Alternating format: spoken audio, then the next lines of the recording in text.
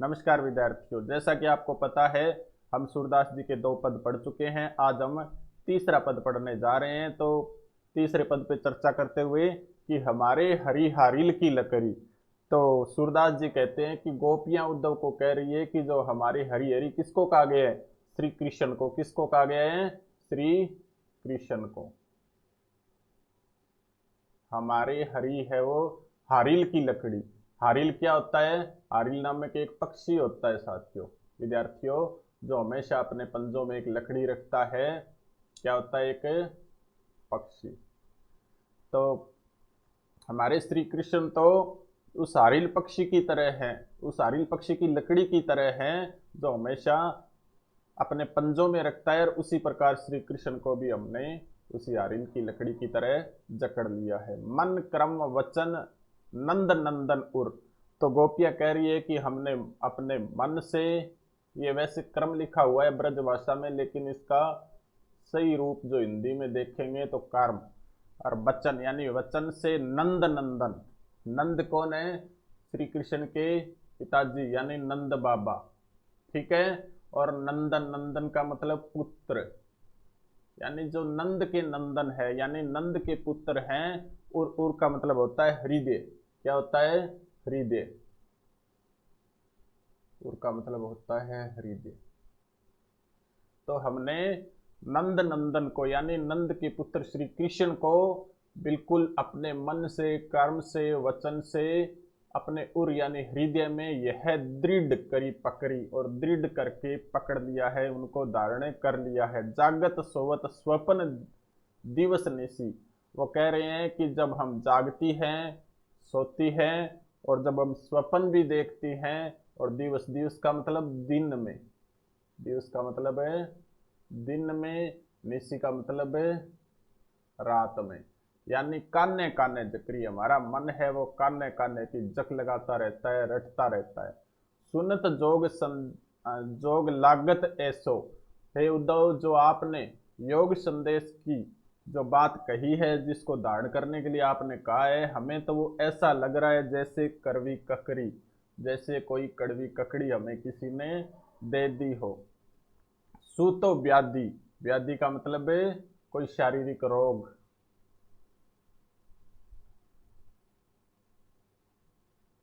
रोग तो हमको ले आए। तो ये जो आपका योग संदेश है वो हमको एक रोग की तरह लग रहा है। देखी सुनी ने करी, जिसको न हमने कभी देखा है न कभी सुना है। करी यानी करा यानी भुगता है। यह तो सुरती नहीं ले सौंपो जिनके मन चकरी। तो सूरदास जी कह रहे हैं कि गोपियां कह रही है कि हे उद्धव, ये जो आप योग संदेश लेकर आए हो, ये तो उन लोगों को सौंपो जिनके मन में चक्री है। चक्री का मतलब जिनका मन अस्थिर है, जो एक स्थान पे नहीं टिकता है, चाहे वो किसी भी क्षेत्र में हो। चक्री का मतलब है अस्थिर।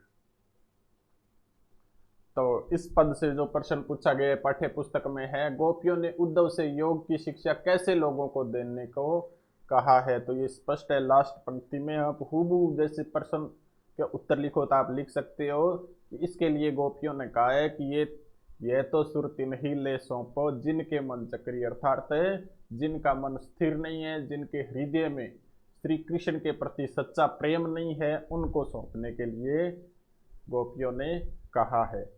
तो अब चौथा पद है जो हमारे पाठ्यक्रम में है। हरि है राजनीति पढ़ी आए, कि श्री कृष्ण है वहां जाके उन्होंने राजनीति पढ़ ली है। समझी बात कहत मधुकर के। मधुकर यहाँ किसको कहा गया है? वैसे तो मधुकर का अर्थ होता है भंवरा। क्या होता है? भंवरा या बरमर, भंवरा या बरमर। लेकिन यहाँ मधुकर कहा गया है उद्धव को। किसको कहा गया है? उद्धव को कहा गया है, क्योंकि लक्ष्य यहाँ पर कौन है? उद्धव ही है। वास्तविक अर्थ है वो भ्रमर है, लेकिन जो उनका कल्पनादर्श जिसको कहा गया है वो उद्धव। समाचार सब पाए, कि आपसे सब समाचार, सब बातें सीख के फिर उन्होंने राजनीति पढ़ ली है। एक अति चतुर होते पहले ही, एक तो श्री कृष्ण है वो पहले ही बहुत चतुर थे, अब गुरु ग्रंथ पढ़ाए, और अब आपने तो गुरु ग्रंथ यानी राजनीति की पूर्ण शिक्षा है वो प्रदान कर दी है। बड़ी बुद्धि जानी जो उनकी। मैं तो यानी हम तो गोपियां ये कह रही है कि हम तो उनकी बुद्धि को बहुत बड़ी मान रहे हैं, क्योंकि जोग संदेश पठाए श्री कृष्ण ने, जो स्वयं इतना हमसे प्रेम करते थे, उन्होंने योग संदेश हमें आपको पढ़ाकर, पठाए का मतलब भेजा है, योग संदेश भेजा है, भेजना। उदो बलोल भले लोग आगे के परहित डोलत ढाढ़ाए। इससे अच्छे तो पहले के लोग थे जो परहित डोलते थे, यानी उनके लिए कुछ करते थे, उनके लिए ही फिरते थे। अब अपने मन फेर पाहिए चलत जू होते चुराए। और आज के लोग, अब तो श्री कृष्ण हैं जिन्होंने अब तो जाते हुए भी हमारे मन को चुरा कर वो ले गए। ते क्यों अनिति करे आपुन जे और अनिति छुड़ाए।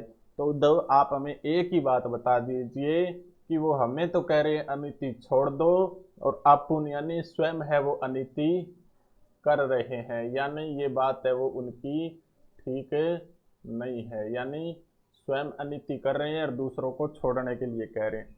राज धर्म तो यह सुर जो प्रजा ने जाहि सताई। वो कह रहे हैं श्री कृष्ण राजा है और राजा का धर्म होता है कि प्रजा को कोई सताए नहीं, लेकिन वो तो स्वयं है वो हमें सता रहे हैं। तो इस पद से प्रश्न है कि गोपियों के अनुसार राजा का धर्म क्या होना चाहिए। वह प्रजा को अन्याय से बचाए और उन्हें से सताने से रोके। इसका उत्तर यही है। तो ये अपने इस पाठ के 3 पार्ट हो चुके हैं। बाकी प्रश्न जो संपूर्ण पाठ से आते हैं उनके लिए अपने अगले पार्ट में पढ़ेंगे। इन दोनों पद की व्याख्या आपने देख ली, इनसे संबंधित अन्य प्रश्न और इनकी संपूर्ण व्याख्या देखने के लिए हमारा जो टेलीग्राम है वो ज्वाइन कीजिए, जिसका लिंक है वो इसके डिस्क्रिप्शन में आपको मिल जाएगा। वहाँ पर आपको इस पाठ की PDF भी मिल जाएगी। अगर आपको वीडियो पसंद आया तो लाइक करें, शेयर करें और चैनल को सब्सक्राइब करें। धन्यवाद।